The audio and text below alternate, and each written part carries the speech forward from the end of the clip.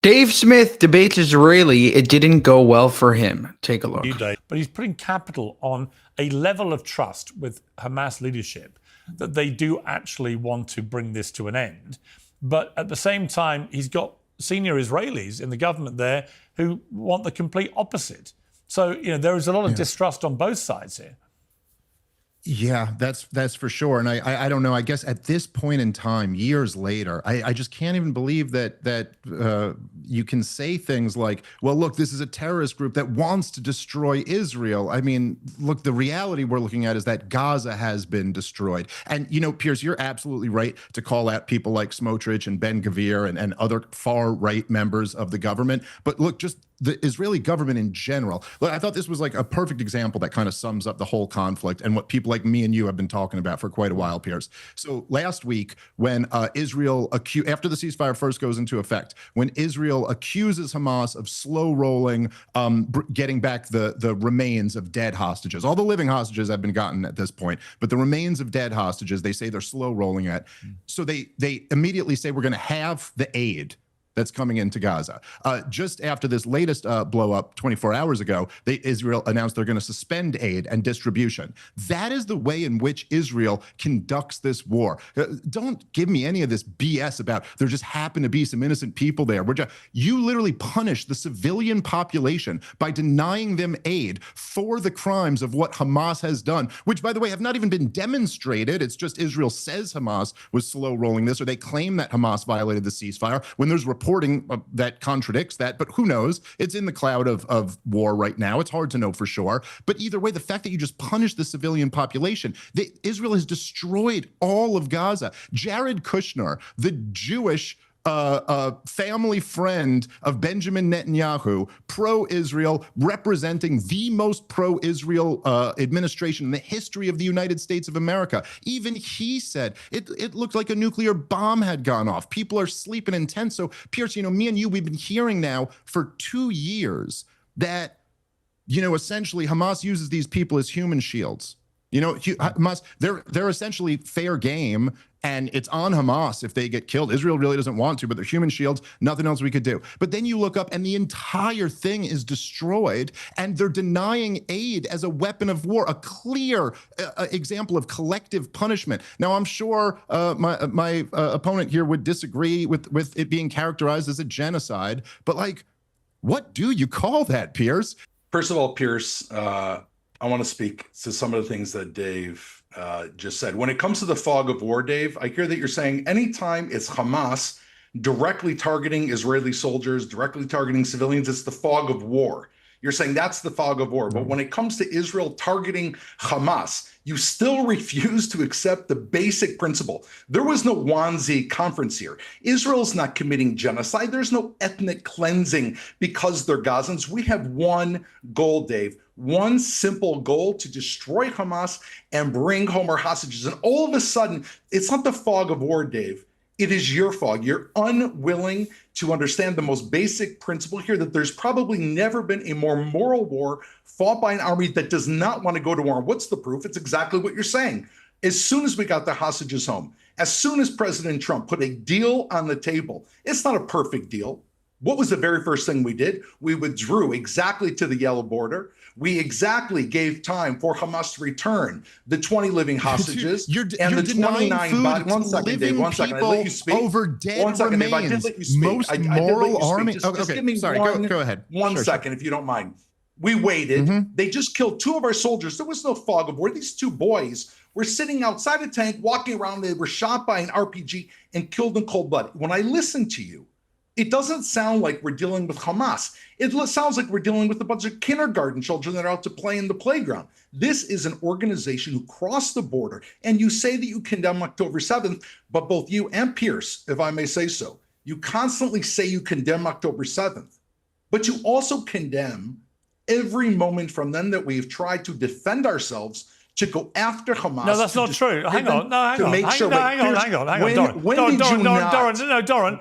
You can't say that about me. I'm sorry. For many, many, many months, after this started, I repeatedly was attacked actually by pro-Palestinians because they felt that I was giving too much license for Israel to exercise its right to defend itself, which I felt was a duty, a moral duty to its people, because Hamas had said we're going to keep trying to do this. And they had an absolute right to defend themselves. Do we not have a moral duty now, Piers? My criticism of the Israeli government and its strategy really became a lot more critical this year, at the start of this year, when I began to see that it was not achieving its goals. It wasn't getting Hamas destroyed. It wasn't actually getting the hostages released. It was leading to what I think are going to end up being categorized as war crimes, like the 3-month blockade. It was leveling Gaza to complete obliteration. And I felt this was, A, completely disproportionate, but B, and probably even more significantly, it wasn't achieving the initial war goals. And coupled with that, we have people like Smotrich and Ben-Gvir openly talking about their desire for ethnic cleansing. Smotrich and Ben-Gvir, I'm sorry, I know. That's a red herring. Hang on. All the Israeli Prime guests, Minister Netanyahu runs the government. all the Israeli guests I have on always say you should ignore 2 senior members of the Israeli government. It's a democracy. And I'm sorry. We made the deal. I'm sorry. It's a bit like They're in the people saying. government. It's a bit like people saying in Britain with the British government, just ignore what the Chancellor says. Ignore what the Foreign Secretary says. They're not the Chancellor. They have no power. These people are senior members of the government. They have an influence over Netanyahu. No because question. It's a democracy. But if they have an influence, Piers, then how is it? You're saying both things and they're opposites. If they have influence, we just said that Prime Minister Netanyahu agreed to an imperfect deal presented by President Trump, even though Ben-Gvir and Smotrich and many people in Israel, including myself, including you, as we opened up, I think even including Dave, saying, what does it mean we're not winning? It means that this is not a great deal. We don't see Hamas completely obliterated. I agree with you.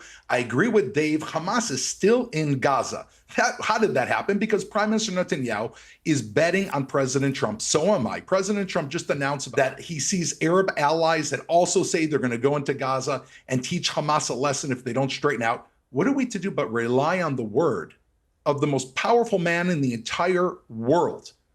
And I'm hoping that that man is going to find a way to dismantle and destroy Hamas. It is point number 1 and point number 9 in the deal that we signed. And if he goes and does it, we'll have achieved 2 goals. We got our hostages home. Many of them are dead because Hamas are cruel bastards.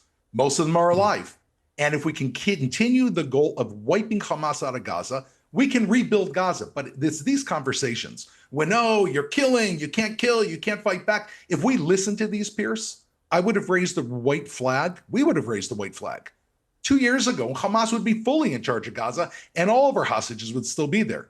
This has been incredibly successful, but no, it's not perfect. Yeah. The fact that it's not perfect does not mean that we have not achieved an enormous amount and that we cannot win. Victory, it sounds like an ancient word, is in our grasp. It depends on President Trump if he's willing to go the extra mile. Brilliant job there by Doron Spielman. I struggled to watch the false comedian Dave Smith.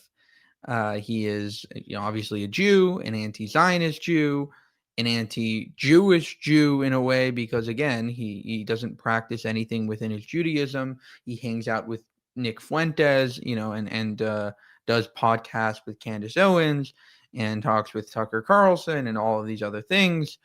And Doron is like, you're talking to me like Hamas is this. You're talking to Israel like Hamas is this kindergarten, class, and Israel is the teacher. You're acting as if these people are like, just need to be instructed on what to do. Like they're totally looking for peace, and it's all Israel's fault. You're piling everything onto Israel. And how many times have you heard Dave Smith actually hone in on Hamas? No, he never speaks about Hamas atrocities. He obsesses over Israel, and potentially in his head he could think like, I'm anti-Hamas, but in reality, when he goes out to speak, he only pressures Israel. He only goes after the Jewish state. He doesn't sit up there and say, well, why did Hamas not give back the hostage bodies? Why did they not do that, in the deal? No. The first thing he says, Israel broke the ceasefire, or Israel is trying to create another war.